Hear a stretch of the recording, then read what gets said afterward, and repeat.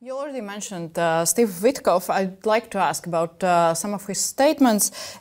He said in one interview that he doesn't believe that Putin wants to invade Europe. You already commented on Twitter that, the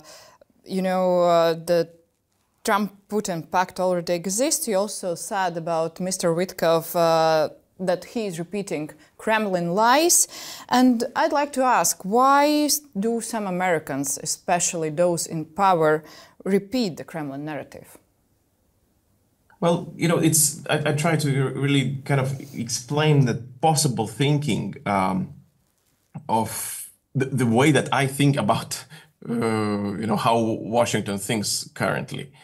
And most likely it is possible that, leader like Trump, he sees other, post-liberal leaders as, his counterparts, the only people who do matter.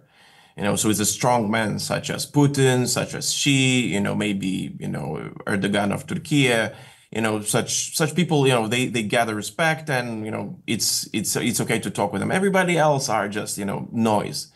So if Putin tells him something, then, you respect that and you give it back. And clearly Putin does not see it that way. For him, everybody is a tool that that he will use to get his goals. Whatever the strategy, whatever the plan, whatever the appreciation comes his way, he will use it in order to get his way.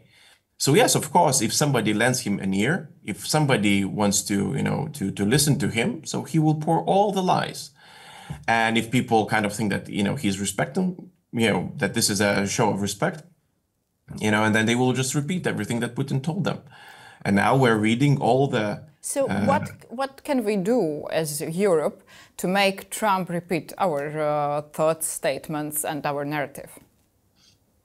Well, that might not be so easy.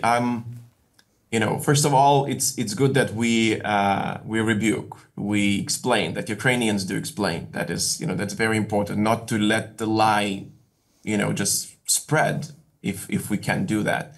But on the other hand, there is no better recipe for Europe just to prepare for the situation that will be dramatically different, because it is possible that the chances are greater than zero that when Trump and Putin will meet, Trump will also repeat what Putin have told him. And that might be a truly horrible thing to, to listen to us in Baltics, to anybody in Europe. That might happen. So it's best to be prepared for that. Make Europe stronger, make Ukraine stronger, prepare to fight Russians, help Ukraine fight Russians. This is how you get respect at the end.